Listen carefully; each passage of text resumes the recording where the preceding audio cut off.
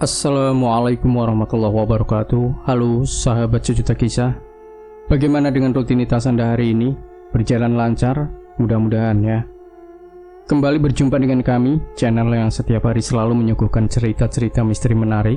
Dan kesempatan kali ini kami sudah menyiapkan sebuah kisah misteri yang berjudul Tanah Wingit 1994.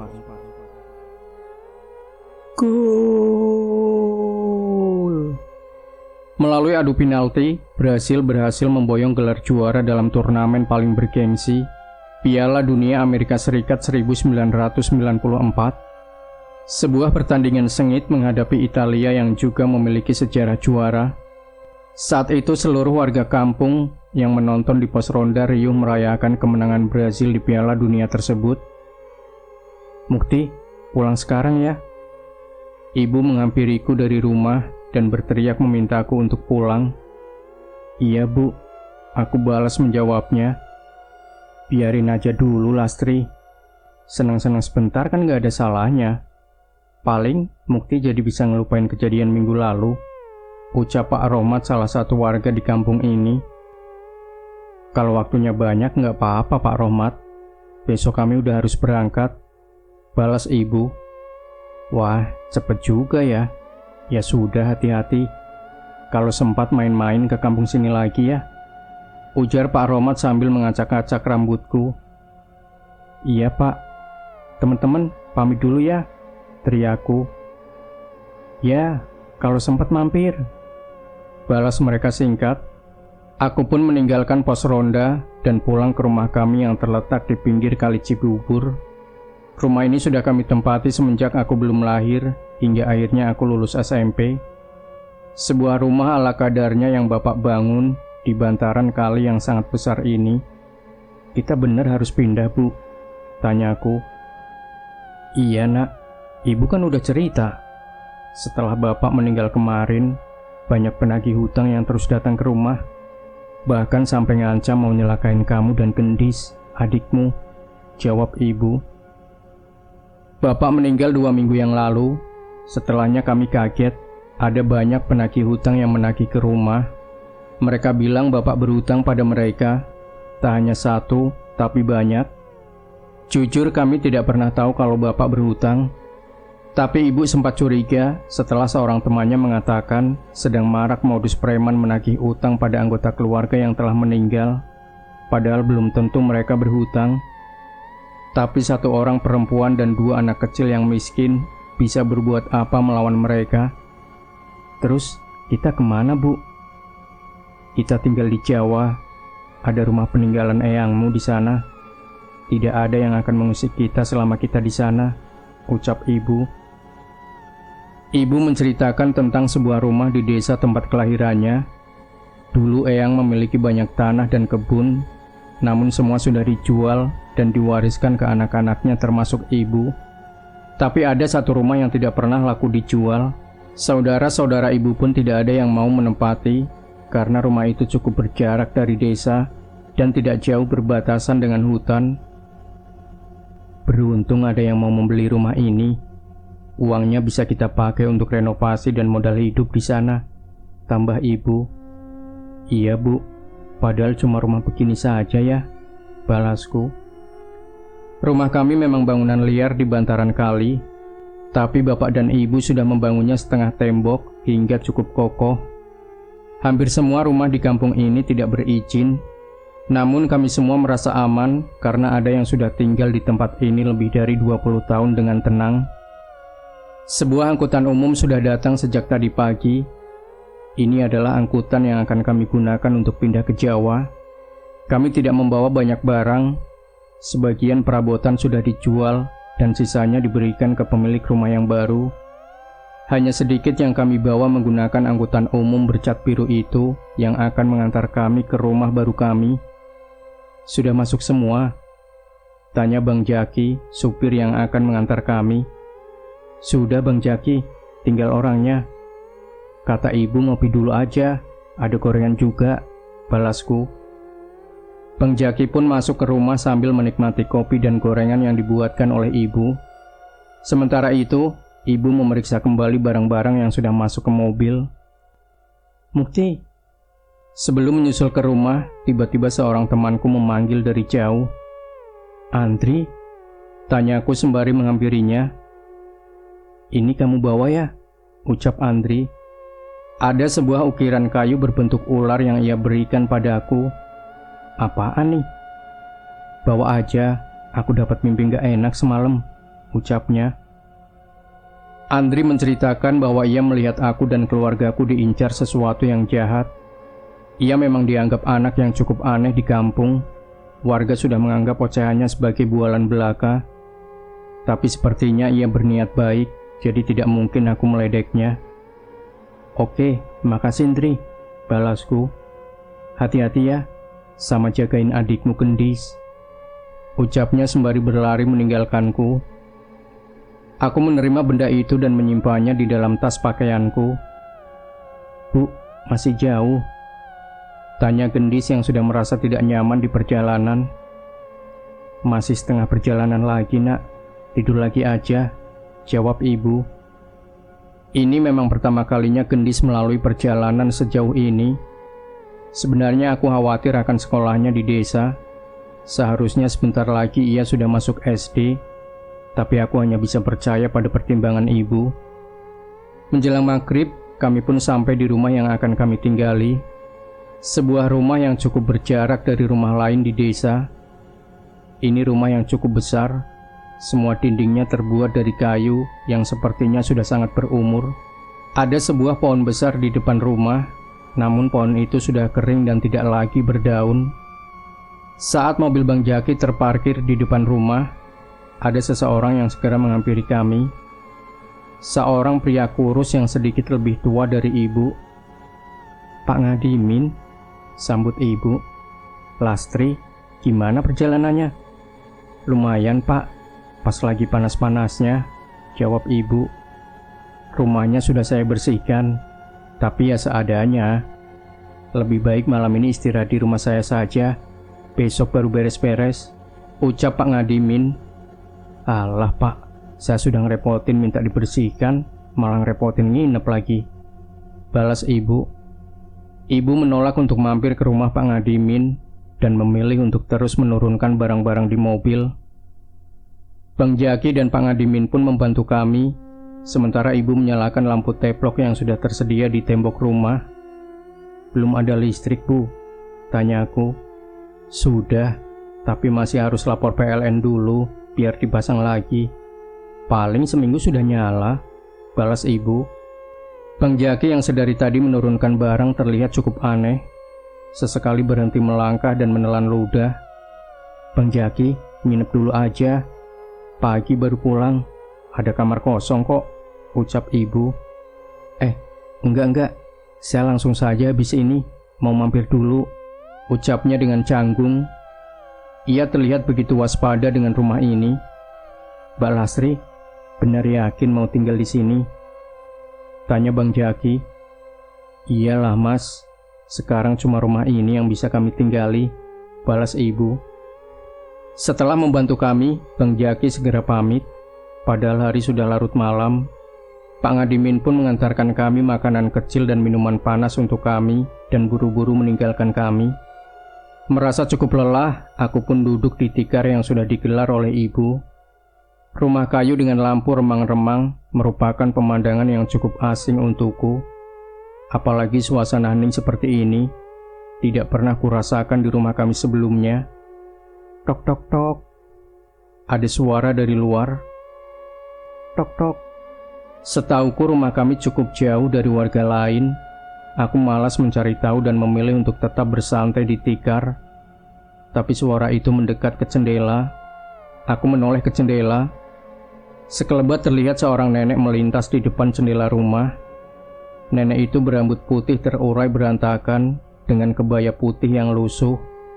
Ia tertawa dengan mulutnya yang memerah. Sontak bulu kuduku berdiri, tubuhku merinding. Aku tidak berani berjalan keluar jendela untuk memastikan dan memilih untuk menghampiri ibu. Bu, ibu, teriakku.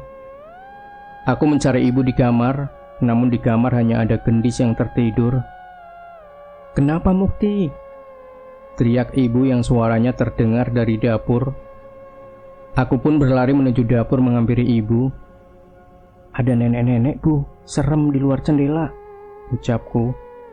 "Nenek-nenek malam-malam gini, jangan ngarang kamu.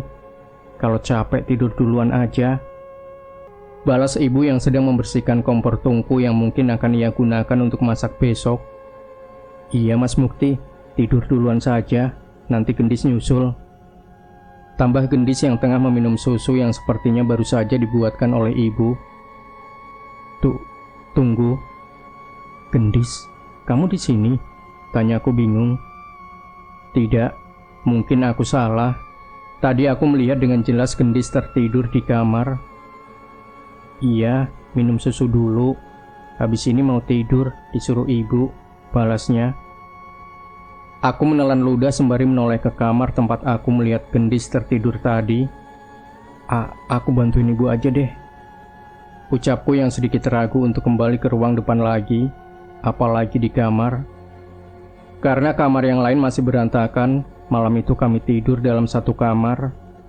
Tapi walaupun lelah, malam itu aku sulit untuk tertidur saat mengingat kejadian tadi. Memang aneh, tapi aku masih menganggap kejadian semalam sebagai perkenalan dari penunggu rumah. Itu adalah kata-kata yang biasa diucapkan bila kita melihat hal-hal aneh di tempat baru. Sayangnya, lambat laun aku mulai mendengar desas-desus tentang rumah yang kutinggali. "Kamu kok berani tinggal di rumah itu?" Wisnu namanya. Dia teman yang baru ku kenal beberapa hari ini. "Emangnya kenapa? Angker?" tanyaku. Wisnu terlihat ragu ingin mengatakan sesuatu padaku. "Ini tak ceritain, biar kamu hati-hati. Tapi jangan bilang aku yang cerita," balas Wisnu. Aku semakin penasaran saat ia mengatakan hal itu. "Memangnya ada hal apa di rumah yang kutinggali? Kamu pasti sudah tahu kalau rumah itu lama gak ditinggalin kan? Tahu gak, kami nyebut rumah itu dengan sebutan apa?" Aku menggeleng. "Rumah demit," ucap Wisnu.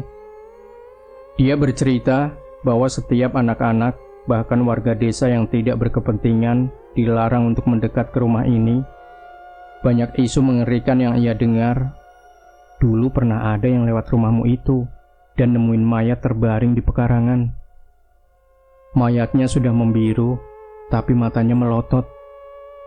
Dia manggil orang kampung untuk evakuasi, tapi pas balik ke sana, mayatnya udah gak ada, ucap Wisnu.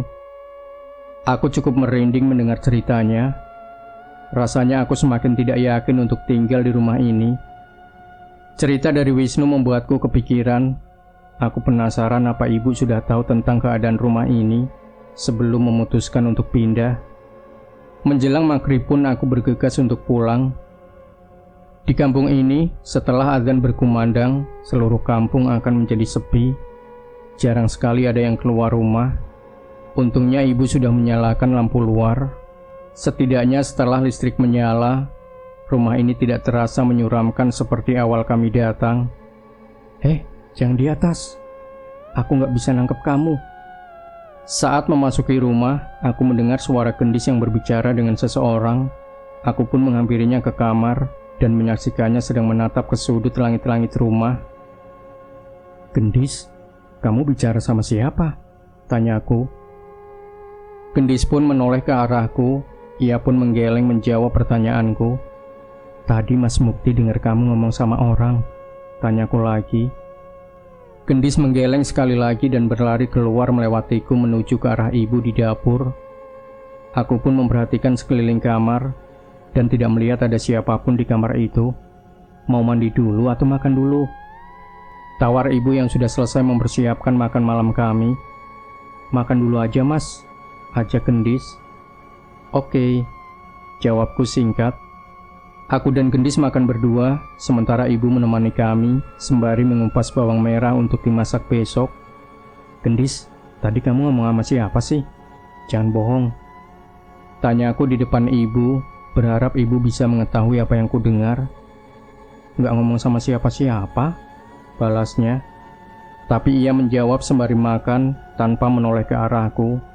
Aku tahu ia berbohong. "Jangan bohong," ucapku dengan santai. Tapi sepertinya Gendis kesal karena aku menekannya. "Ya udah, kalau Mas Mukti mau tahu, ntar juga ketemu," jawabnya sembari membawa piringnya ke tempat cuci piring dan meninggalkanku. Aku mengernyitkan dahi tak mengerti dengan apa yang ia maksud. Aku pun menceritakan pada ibu tentang kejadian tadi. Tapi ibu menganggap bahwa Gendis sedang asik bermain dengan imajinasinya. Mungkin ngobrol sama bonekanya atau teman hayalannya, jawab ibu dengan tenang. Malam ini aku sudah tidur di kamarku sendiri, sedangkan Gendis tidur bersama ibu. Ini adalah salah satu hal baik dari pindah rumah. Aku bisa punya kamar sendiri di sini. Radio tape adalah satu-satunya hiburanku di tempat ini.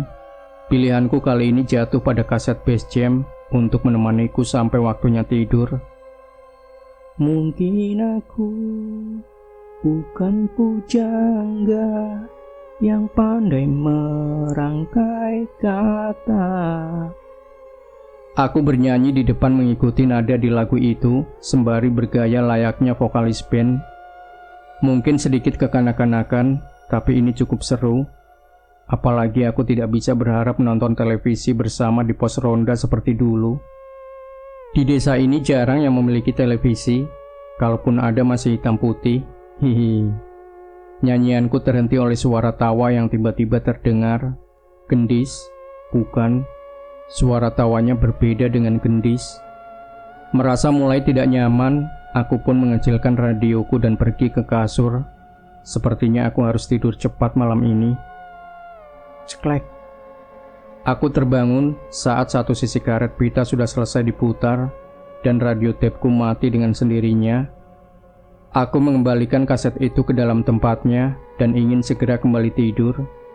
Tapi aku mendengar ada suara dari sudut langit-langit yang saat ini berada di kamarku. Saat aku hendak kembali tidur, mataku melihat sesuatu dari arah itu dan rasa takutku kembali datang. Benar saja, di sudut itu terlihat seorang anak laki-laki berwajah pucat memandangiku dengan terbalik. Aku tidak bisa melihat kakinya, yang terlihat hanya tubuhnya dari kepala hingga ke pinggang menembus langit-langit. Seketika aku keringat dingin. Aku meremas selimutku tak percaya dengan apa yang kulihat. Dan saat makhluk itu menyadari aku sedang memandangnya, ia tersenyum dan memamerkan gigi-giginya yang hitam. Ibu, teriakku. Sayangnya tidak ada reaksi dari ibu. Dengan kaki yang lemas aku keluar dan ke kamar ibu untuk membangunkannya. Setan bu. Aku membangunkan ibu. Setan, jangan ngawur kamu, bantah ibu yang sedikit kesal karena kubangunkan. Aku pun menarik ibu ke kamar dan menunjukkan ke arah langit-langit kamar. Tapi sosok itu sudah tidak ada. Aku berusaha meyakinkan ibu, tapi ia malah menganggapku hanya mimpi buruk. Aku tidak mau mengambil risiko dan memilih untuk tidur di kamar ibu bersama dengan Gendis lagi. Apa kejadian seperti itu sering terjadi? Tidak juga. Semenjak anak kecil di langit-langit rumah itu tidak ada lagi hal aneh yang aku lihat dalam beberapa hari. Hanya pada Wisnulah aku bisa bercerita tentang kemunculan makhluk-makhluk itu. Ibu sudah pasti tidak percaya. Sedangkan bila aku cerita pada Gendis, dia akan ketakutan dan semakin merepotkanku. Kamu temenin aku nginep lah di rumah, ajakku pada Wisnu. Nggak mau, aku sudah hidup tenang. Kenapa harus nemenin kamu di sana? Ntar ada yang ngikut lagi, tolak Wisnu. Sekali-kali nggak apa-apa kan? Mending kamu yang nginep di rumahku, lebih aman, balasnya. Itu nggak nyelesain masalah, balasku lagi. Sesekali mungkin aku harus mengajak seseorang untuk menginap agar ada saksi lain selain aku yang melihat sosok gaib itu. Mungkin dengan itu ibu akan percaya, tapi ternyata aku tidak perlu melakukan hal itu. Suatu ketika, ibu sedang membantu salah satu tetangga kami yang sedang panen kacang di kebunnya. Aku menunggu ibu sembari menjaga Gendis sambil bermain di halaman rumah ibu itu. Ibu baru selesai saat maghrib, dan kami pulang saat matahari baru saja terbenam. Seperti biasa, jalanan sudah sepi dan arah ke rumah kami cukup gelap dan menyeramkan. Gendis pun sampai minta ku gendong karena takut. Dari rumah terakhir di desa, setidaknya kami harus berjalan beberapa ratus meter untuk sampai ke rumah. Seharusnya beberapa menit lagi, kami sampai dan bisa segera beristirahat. Tapi, saat rumah kami sudah terlihat, tiba-tiba ibu terhenti. "Kenapa berhenti, Bu?" tanya aku. Wajah ibu terlihat aneh, ia memandang rumah dengan gemetar. Aku pun menoleh ke rumah dan melihat pemandangan yang tidak akan pernah bisa kulupakan. Pocong. Di halaman kami berdiri pocong-pocong dengan kain kafan lusuh yang menggeliat dengan mengerikan. Tidak hanya di halaman, bahkan di atap rumah kami pun ada beberapa pocong yang terbaring dan duduk berserakan. Aku menggenggam erat tangan ibu dan menariknya mengajaknya untuk memutar balik. Tidak mungkin kami pulang ke rumah di mana terdapat pocong sebanyak itu. "Gendis takut, Bu." Tangis Gendis yang ternyata juga melihat sosok itu. "Ke rumah Pak Ngadimin, kita ke sana dulu, Le." Perintah ibu yang segera mengajak kami pergi secepatnya. Pak Ngadimin heran dengan kedatangan kami sekeluarga di malam hari. Apalagi ia melihat wajah kami pucat dengan tubuh yang gemetar.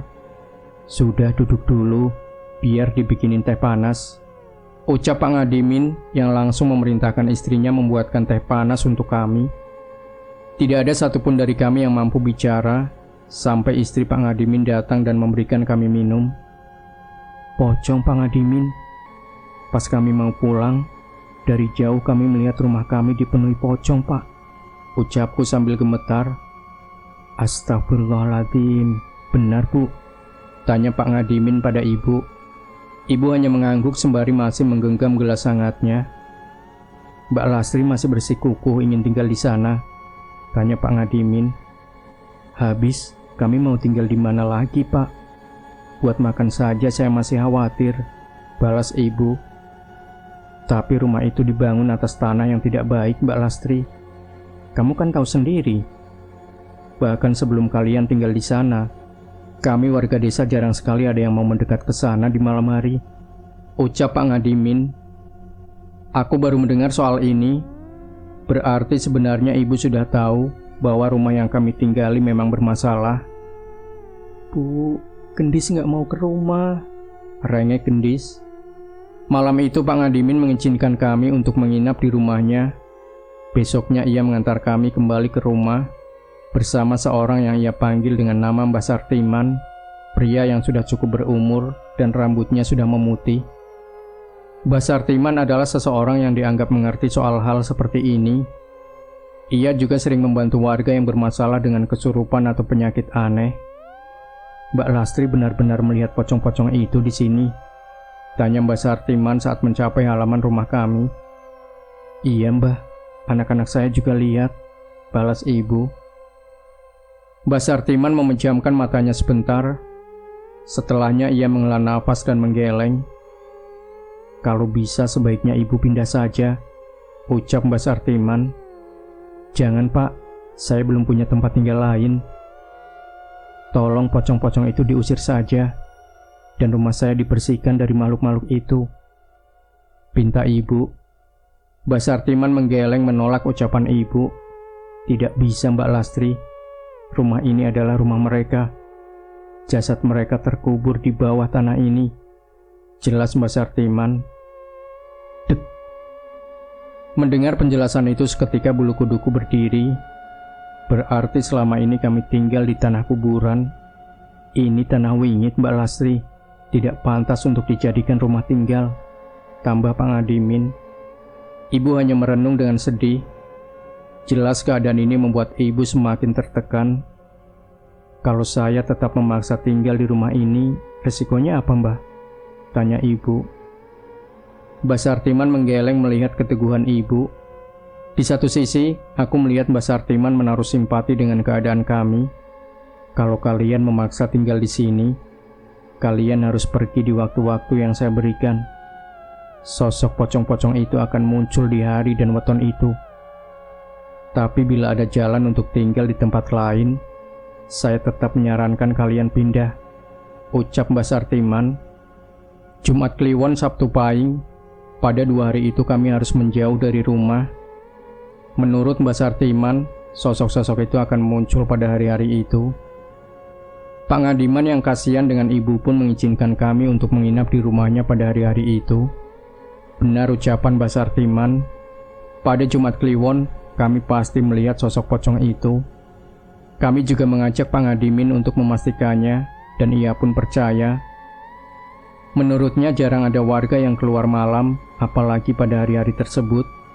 Mungkin itu yang membuat warga desa tidak mengetahui penampakan ini.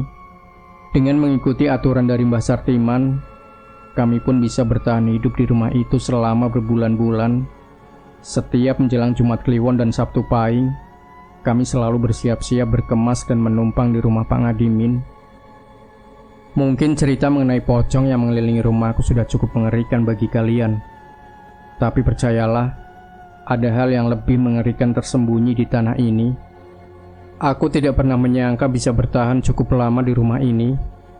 Padahal, hampir setiap tetangga yang ngobrol dengan kami selalu bertanya, "Kok kalian betah tinggal di rumah itu?" Betah? Kalau bukan karena keadaan yang memaksa, mungkin kami sudah pergi sejauh mungkin dari rumah itu, atau bahkan dari desa ini. Tahun pertama di tempat ini cukup berat. Untuk makan saja kami tidak punya banyak pilihan. Entah berapa jenis olahan singkong yang sudah dibuatkan ibu. Bila sedang tidak memegang uang, hanya singkong yang ibu tanam di pinggir hutanlah yang akan menjadi menu makanan kami. "Tiwul lagi, Bu?" tanyaku. "Bosen ya? Nanti coba ibu tanya Mbok Sarni. Ada sisa lauk atau enggak?" balas ibu. Walau aku sering mengeluh, tapi ibu tidak pernah memarahiku sama sekali. Sebaliknya ia selalu mencari cara agar kami bisa bertahan dari situasi ini. "Nggak usah, Bu. Besok aku ikut Pak Ngadimin mancing aja. Siapa tahu dapat kan, lumayan," ucapku. "Ya udah, tapi jangan ngerepotin ya," balas ibu. Ada satu berkah yang kurasakan saat hidup di desa. Kami masih bisa bertahan hidup dari alam. Ada tanah untuk ditanam, ikan untuk dipancing. Bahkan kalau tidak malas, ada burung yang bisa dijala dari sawah-sawah yang hampir panen. Tapi aku tetap bertekad. Suatu saat, kami harus keluar dari situasi ini, terutama dari rumah ini. "Masih sering lihat yang aneh-aneh di rumah?" tanya Pak Ngadimin sambil menunggu umpannya termakan oleh ikan di sungai ini. "Masih, Pak. Tapi selama di dalam rumah, paling cuma sekelebat-sekelebat aja," kata ibu. "Yang penting gak keluar pas malam-malam aja," jawabku. "Yang penting kamu jagain ibumu dan Gendis ya, Mukti. Belum pernah Bapak melihat orang setegar ibumu itu," balasnya. "Pasti, Pak." Seperti biasa, aku pulang ke rumah saat langit masih terang. Entah mengapa aku merasa hari di desa ini lebih pendek daripada di kota. Dulu jam 8 malam, kami malah baru keluar untuk berkumpul di pos ronda. "Gendis, sudah mau malam, masuk," ucapku pada Gendis yang masih berada di teras rumah. "Iya," jawabnya. "Kalau iya langsung masuk dong, jangan bengong," balasku. "Nanti malam mau ada tamu," ucap Gendis sambil menatapku. "Tamu? Siapa?" tanyaku. Gendis tak menjawab dan malah segera berlari ke dalam rumah. Aku mengernyitkan dahiku. Apa tadi ada yang datang memberitahunya bahwa akan ada tamu? "Banyak banget ikannya. Ini kamu semua yang mancing?" tanya ibu. "Ya enggak, sebagian Pak Ngadimin. Tapi tadi dapat banyak, jadi aku dibawain agak banyakan," balasku. Lumayan, ibu mengolah ikan yang kubawa untuk bisa dimakan selama beberapa hari. Setidaknya selama beberapa hari kami terselamatkan dari olahan singkong lagi. Kami makan ditemani hujan yang mulai mengguyur desa. Ibu pun sudah siap dengan beberapa ember dan panci untuk diletakkan di titik kebocoran atap rumah. Suara tetesan air dari kebocoran rumah pun menjadi senandung yang menemani malam hari kami. Entah mengapa, tanpa disadari, kami bertiga merasa gelisah seperti ada sebuah perasaan yang membuat kami tidak nyaman. Bluar. Suara petir yang menyambar membuat suasana kami bertiga kaget dan semakin merasa aneh. Ibu pun mencoba merapatkan gorden agar cahaya kilat tidak terlalu mengagetkan kami. Tapi bukannya kembali, ibu hanya terdiam di depan jendela sembari melihat sesuatu di luar. "Ada apa, Bu?" tanyaku penasaran. Ibu tidak menjawab. Sebaliknya ia malah menelan ludah dan wajahnya terlihat cemas.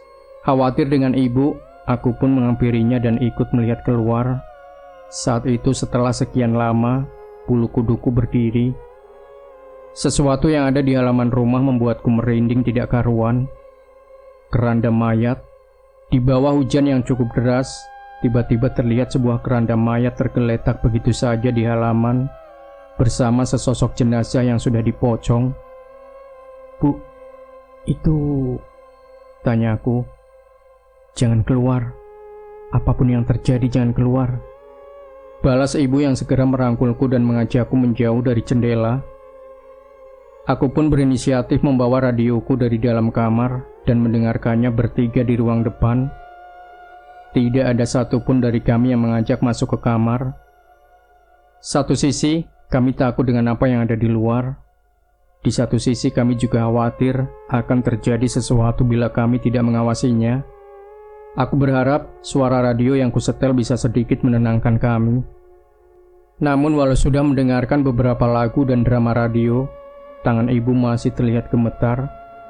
Sudah beberapa lama, mungkin saja keranda itu sudah menghilang dengan sendirinya seperti saat kemunculannya. Setidaknya itu yang kupikirkan. Aku pun mencoba melawan rasa takutku untuk kembali mengintip melalui jendela. Bila keranda itu sudah hilang, maka kami bisa masuk kamar dan tidur dengan nyenyak. "Coba Mukti lihat lagi, Bu," ucapku. "Hati-hati, Nak," balas ibu. Aku mendekat ke arah jendela dan menyibakan lagi gordennya. Dan sialnya, keranda dan jenazah itu masih ada di sana. Aku pun sedikit memperhatikan keranda itu dan sekitarnya, sembari mencari petunjuk siapa yang meletakkan benda itu di sana. Tapi tepat saat aku memperhatikan sosok jenazah yang ada di dalam keranda itu, tiba-tiba kepala pocong yang berada di dalamnya menoleh dan melotot ke arahku. Sontak aku pun terjatuh dan buru-buru kembali berdiri untuk merapatkan gorden jendelaku. "Kenapa, Le? Ada apa?" tanya ibu cemas. Enggak, Bu," balasku. "Kerandanya masih ada di sana?" tanyanya lagi. Aku mengangguk dan kembali duduk di dekat ibu sembari mengeraskan suara radio. "Keranda?" tanya Gendis penasaran. Enggak Gendis, kamu dengerin radio aja atau mainan lagi. Tapi jangan dekat-dekat ke jendela ya," balasku tak ingin Gendis khawatir. Perasaanku benar-benar cemas, seolah mendapat firasat akan terjadi sesuatu yang mengerikan. Hujan pun semakin deras bersahutan dengan suara kilat yang menyambar. Saat itu aku dari kilatan cahaya, samar-samar aku melihat bayang manusia terpantul ke gorden jendela kami. Cek, cek, cek. Wajah ibu pucat, samar-samar terdengar suara langkah kaki yang menginjak tanah yang becek. Tak hanya satu, lambat laun suara itu terdengar semakin banyak. Saat hujan mulai mereda pun suara langkah kaki itu masih terdengar. Tok tok tok. Terdengar suara tongkat seseorang mengetuk lantai teras rumah kami. Seketika aku teringat kejadian saat hari pertama aku ada di rumah ini. Penampakan seorang nenek.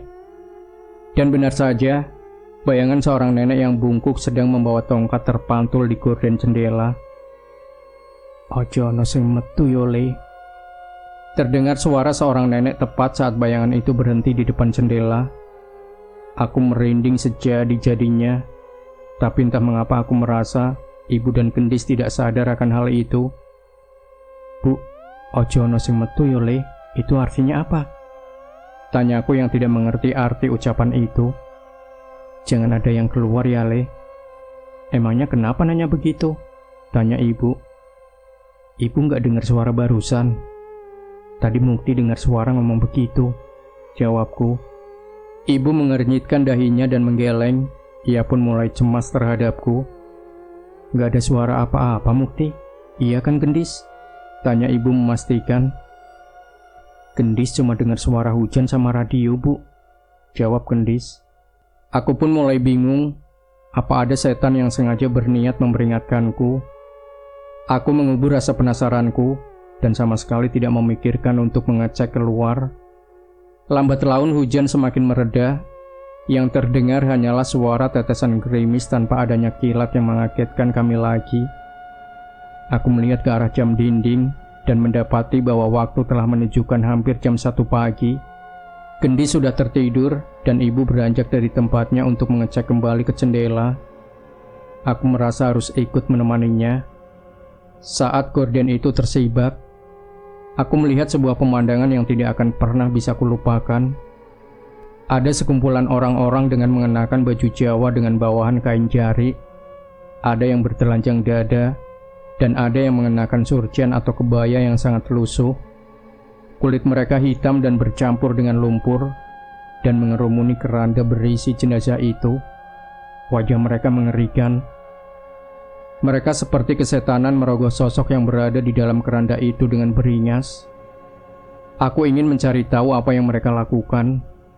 Tapi tanpa sadar, salah satu dari mereka menoleh ke arah kami. "Tutup, Bu!" teriakku dengan cepat. Aku teringat ucapan sosok nenek yang memperingatkanku tadi. Ibu segera menutup gorden dan kembali menjauh. Kami pun kembali ke dekat Gendis dengan jantung yang berdebar. Benar saja, terdengar langkah seseorang mendekat ke dalam rumah. Langkah kaki yang menginjak tanah becek berubah menjadi suara kaki yang menginjak lantai kayu. Aku pun segera mematikan radio dan mengajak mereka menjauh dari arah jendela. Samar-samar terlihat bayangan manusia dengan rambut yang panjang dan acak-acakan memperhatikan dari balik gorden. Ibu pun merangkulku dan Gendis, sementara aku terus memegangi baju ibu. Sosok itu celingak-celinguk, seolah mencari keberadaan kami di dalam. Namun sosok itu segera kembali pergi. Aku sedikit lega, namun ibu masih tetap gemetar dengan apa yang terjadi. Tapi setelahnya, tanpa sadar kami tertidur di ruang depan bersama hujan yang mulai reda. Suara ayam berkokok menyadarkanku dari tidur. Seketika aku panik saat mengingat kejadian semalam. Ibu dan Gendis masih tertidur, tapi dari kisi-kisi jendela aku sudah melihat langit fajar yang mulai muncul, walau suasana masih gelap. Aku pun memberanikan diri mengintip dari jendela untuk memastikan apa yang terjadi dengan keranda yang ada di luar. Tapi keranda itu menghilang. "Bu, Ibu." Aku membangunkan ibu ingin menunjukkan hal ini. Ibu terbangun dengan panik, sama sepertiku saat mengingat kejadian semalam. "Kerandanya udah gak ada," ucapku. Ibu pun meletakkan Gendis yang tertidur di pangkuannya dan melihat keluar jendela. Ia terlihat menarik napas lega mengetahui keranda itu sudah menghilang dari halaman. Saat matahari mulai muncul, aku dan ibu pun membuka pintu dan mengecek keadaan sekitar. Benar, tidak ada tanda-tanda keranda itu masih ada di sini. Kami sempat berpikir, apakah semalam kami berhalusinasi?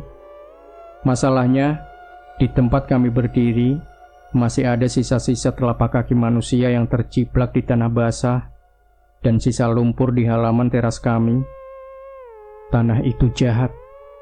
Percaya atau tidak, tanah itu terus mencari korban. Seorang pria bungkuk yang sudah sangat berumur menghadangku saat sedang menemani ibu di pasar. Ia menghampiriku saat sedang menunggu ibu dan Gendis yang sedang memilih sayuran. "Maksudnya apa, Kek?" tanyaku penasaran. "Maksudnya, nyawa kalian dalam bahaya. Pergi selagi kalian bisa," balasnya dengan raut wajah yang menunjukkan ketakutan. Ia pun segera meninggalkanku dan pergi meninggalkan pasar. Tanpa ia suruh pun, kami sudah ingin segera meninggalkan rumah mengerikan itu. Apalagi setelah kejadian keranda kemarin, aku benar-benar merasa ada sesuatu yang berbahaya dari tanah ini. Tapi saat ini kami masih tak berdaya dengan keadaan kami. Memang sudah menjadi tekadku saat sudah bekerja nanti, aku harus bisa membawa ibu dan Gendis pergi dari rumah itu. Bu, Gendis kapan didaftarkan SD? Tanya aku yang mulai khawatir akan pendidikan Gendis. Awal tahun ajaran berikutnya saja.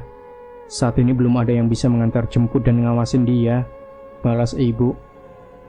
Memangnya nggak apa-apa, Bu? Tanya aku. Ya, mau gimana lagi? Setidaknya kasih ibu waktu 1 tahun dulu untuk menabung. Terpaksa Gendis yang harus mengalah, jawab ibu. Aku sudah mendapat sekolah yang jaraknya cukup jauh dengan berjalan kaki. Tapi terkadang aku mendapat tumpangan boncengan dari Kimin, teman kelas yang desanya bersebelahan dengan desaku. Tapi sayangnya Gendis tidak seberuntung aku. Tapi Gendis jangan sering ditinggal di rumah sendiri ya, Bu. Pintaku yang khawatir dengan adikku satu-satunya itu. Ibu pun tersenyum dan mengelus kepalaku. Bu, Mukti pulang. Aku pulang sekolah pukul 2 siang. Sekolah di sini pelajarannya tidak sepadat di kota. Sebenarnya aku sedikit senang saat mengetahui hal itu. Jangan pergi dulu, Gendis belum selesai. Dari jauh aku melihat Gendis sedang berbicara dengan seseorang. Tapi saat aku menatap ke arah ia memandang, sama sekali tidak ada siapa-siapa di sana. Kamu ngomong sama siapa, Gendis? Tanya aku. Gendis hanya menunjuk ke salah satu sisi rumah yang kupastikan tidak ada apa-apa di sana. Jangan bercanda, balasku. Gendis pun menatapku sebentar dan segera berlari ke kamarnya. Apa mungkin ucapanku ada yang menyinggungnya? Mungkin benar kata ibu. Gendis sedang menghayalkan seorang teman. Sepertinya aku kurang meluangkan waktuku untuk bermain dengannya. Main sama Mas Mukti aja yuk. Ajakku sembari merayu Gendis yang bermain sendirian di kamar. Asik, kita main dakon ya, ajak Gendis. Wah, kamu bisa main dakon? Siapa yang ngajarin? Ibu, tanya aku. Bukannya menjawab, Gendis malah menunjuk ke salah satu sisi rumah lagi, yang sekali lagi kupastikan tidak ada apa-apa di sana. Sudah, kita main saja, ucapku. Jujur aku mulai cemas dengan Gendis. Bu, memangnya Gendis sering bicara sendiri begitu ya, Bu? Tanya aku sembari membantu ibu mencabut dedaunan dari pohon singkong untuk disayur. Iya, namanya juga anak kecil. Memangnya kenapa? Tanya ibu. Enggak, Bu. Mukti khawatir. Soalnya waktu ditanya dia ngomong sama siapa, dia selalu menunjuk ke tempat yang gak ada siapa-siapanya, balasku. Ibu juga bingung. Semoga saja itu memang hayalannya sedang bermain. Tapi kalau memang ada sosok lain yang berkomunikasi dengan dia, doakan saja semoga bukan sosok yang jahat, balas ibu. Kalau ibu sudah berkata seperti itu, sepertinya aku juga tidak bisa berbuat banyak. Setelah kejadian-kejadian itu, beberapa kali aku memergoki Gendis sedang berbicara dengan seseorang. Aku pernah mengintip tanpa ia sadari, tapi tetap saja aku tidak melihat apapun. Gendis kalau bosen, ajak main Mas Mukti aja ya. Kalau Mas ada di rumah, pasti Mas temenin. Ucapku berusaha untuk semakin dekat dengan Gendis. Iya Mas, tapi kan enakan main sama yang anak-anak kayak Gendis juga, balasnya polos. Anak-anak? Aku mencoba berpikir positif. Mungkin saja ia membayangkan sedang bermain dengan anak-anak seumurannya. Sudah cukup lama aku tidur terpisah dari ibu dan Gendis. Aku pun mulai terbiasa dengan hal-hal aneh seperti suara dari luar. Angin yang tiba-tiba berhembus di kamar, hingga benda yang bergerak. Selama tidak ada yang menampakkan diri, sepertinya aku bisa untuk mengacuhkannya. Tapi malam ini berbeda. Di tengah tidurku, tiba-tiba aku terbangun dengan perasaan aneh. Ada sesuatu yang berat menindih tubuhku. Jelas saja rasa takutku kembali muncul. Apalagi aku pernah mendengar cerita tentang orang yang ketindihan makhluk halus. Aku pun mencoba mengatur nafas dan melawan rasa takutku. Perlahan aku mencoba membuka mata, dan kembali aku dikejutkan dengan apa yang kulihat. Sesuatu yang hitam dan cukup besar menindih tubuhku. Aku memastikan bentuknya dan mendapati ada bagian tubuh luar yang menindih tubuhku. Tapi itu baru permulaan. Saat aku mengucek mataku dan berusaha melepaskan diri, aku menemukan salah satu ujung dari tubuh ular itu adalah seorang anak kecil. Sebentar aku mengingat anak kecil itu. Itu adalah sosok anak yang menampakkan diri saat awal-awal aku menempati kamar ini. Saat itu hanya menunjukkan setengah badannya saja, dan tidak kusangka setengah badannya adalah ular. Mengetahui itu aku tersadar, anak bertubuh ular itu melepaskan tubuhku dan keluar menembus pintu kamarku. Aku pun mulai merasa lega dan kembali mencoba menutup mataku, tapi perasaan aneh kembali terjadi. Belum sempat aku tertidur, aku merasa ada sesuatu yang menatapku dengan tajam.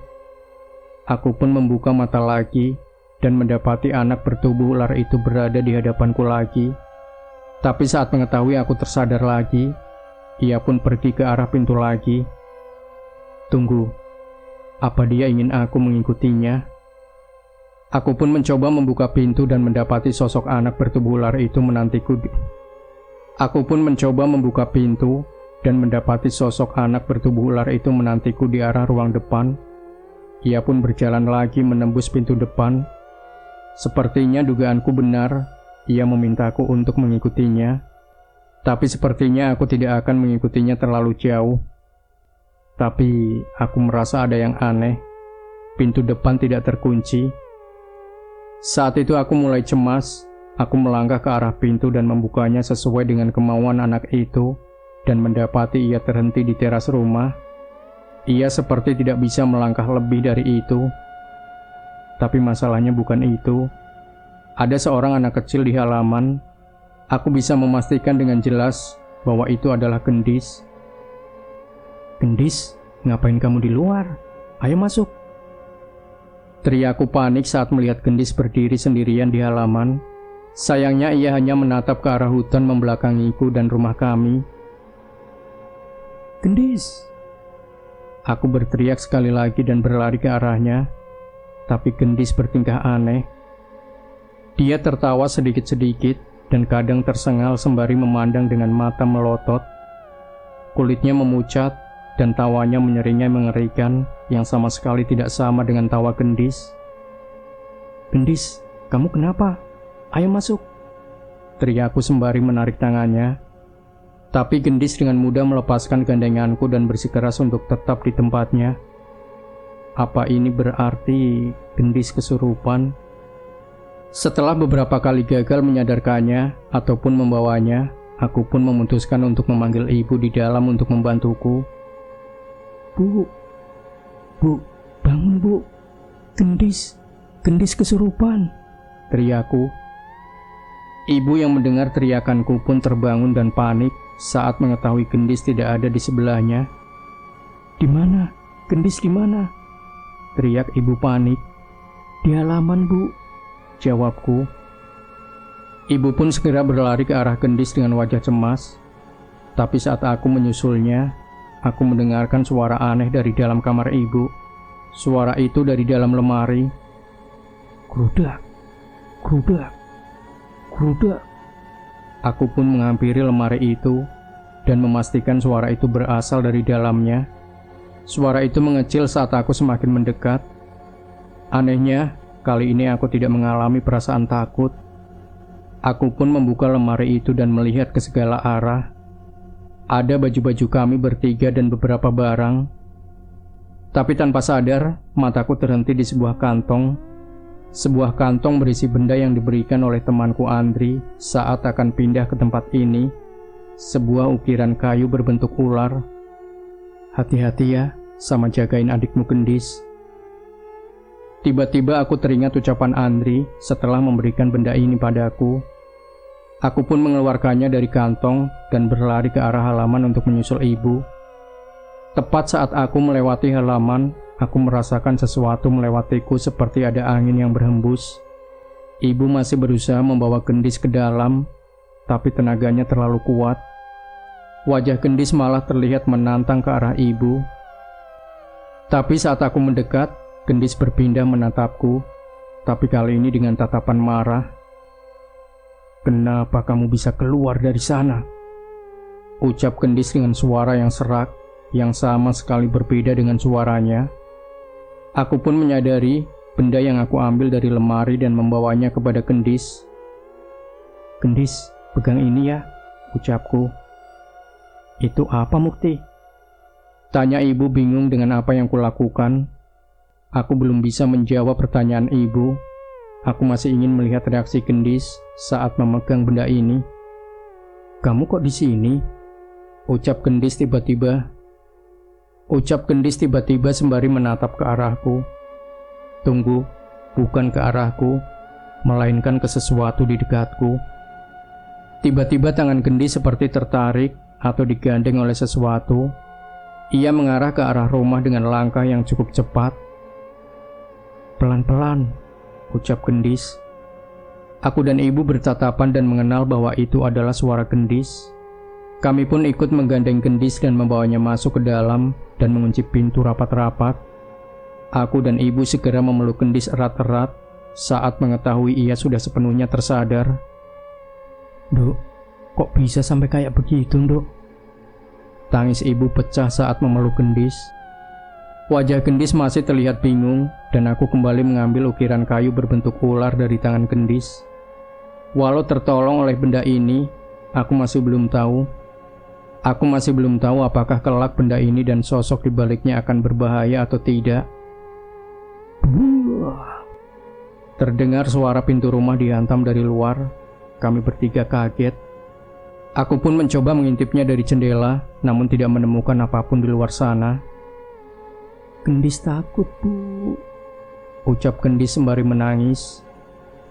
Kami pun membawa Gendis ke dalam kamar dan mengambilkan air minum untuk menenangkannya. Malam itu aku tidur di kamar ibu, memastikan tidak ada yang mengganggu Gendis. Dalam awang-awangku aku berpikir, apa selama ini teman yang berbicara dengan Gendis adalah anak berbadan ular itu? Benda itu aku dapat dari Eyang. Sempat nyelamatin aku sekali waktu kecil. Jawab Andri yang kutelepon melalui wartel SLJJ yang kudatangi di kota. "Kok kamu nggak bilang kalau benda ini jimat? Yang seperti itu?" protesku. "Nggak sempat, kan waktu itu kamu buru-buru. Tapi kalaupun aku bilang, apa kamu akan percaya? Apa kamu mau nerima benda itu?" balas Andri. Benar, kalau aku tahu ada setan yang berhubungan dengan jimat ini, mungkin aku tidak akan menerimanya. "Terus gimana? Benda ini bahaya nggak?" tanya aku. "Ya nggak tahu," balas Andri. "Kok bisa nggak tahu?" Aku pun bingung dan cukup kesal dengan jawaban Andri. Aku nggak mau bohong. Aku cuma bisa cerita kalau benda itu pernah nolongin aku waktu kecil. Tapi menurutku, kalau sekiranya kamu belum tahu cara menjaga adikmu, lebih baik benda itu kalian simpan dulu, ucap Andri. Ucapannya masuk akal. Mungkin aku akan menyimpan benda ini sebentar lagi sampai Gendis mulai bisa menjaga dirinya sendiri. Setidaknya, kini aku mulai mengenal siapa sosok yang sering bermain dengan Gendis. "Udah yuk, main dakonya, main di luar aja," ajakku pada Gendis. Semenjak kejadian itu, aku mulai semakin banyak menghabiskan waktu bersamanya. Setidaknya bisa mengetahui lebih banyak tentang apa yang terjadi di kesehariannya. "Ayo, kita mau main apa?"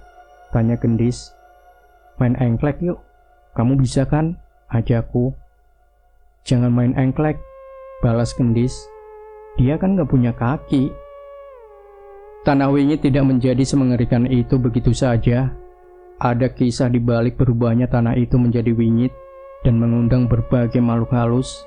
Tapi demi mengetahui kenyataan itu, nyawalah yang menjadi taruhannya. Nah, sahabat sejuta kisah, bagaimana kelanjutan dari sebuah kisah misteri yang berjudul Tanah Wingit 1994 bagian kedua, sekaligus bagian terakhir dari cerita ini. Pastikan Anda tidak melewatkannya. Dan jangan lupa berikan komentar Anda, like, share video ini, subscribe channel Sejuta Kisah, dan nantikan kembali cerita-cerita misteri terbaru dari kami. Wassalamualaikum warahmatullahi wabarakatuh.